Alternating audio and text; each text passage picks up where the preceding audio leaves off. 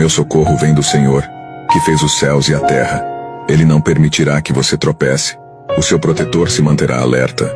Sim, o protetor de Israel não dormirá, ele está sempre alerta. Como sombra que o protege, ele está à sua direita. De dia o sol não o ferirá, nem a lua de noite. O Senhor o protegerá de todo o mal, protegerá a sua vida. O Senhor protegerá a sua saída e a sua chegada, desde agora e para sempre. Deus está dizendo para você que aonde que você pisar a planta dos teus pés, seja na tua entrada ou na sua saída, Ele vai estar contigo.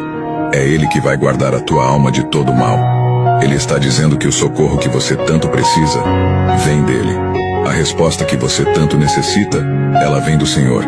E Ele não permitirá que os seus pés vacilem, porque aonde você pisar vai ter sinal de bênção. Descansa, porque aquele que te guarda não dorme. Receba essa palavra com fé, em o nome do Senhor Jesus.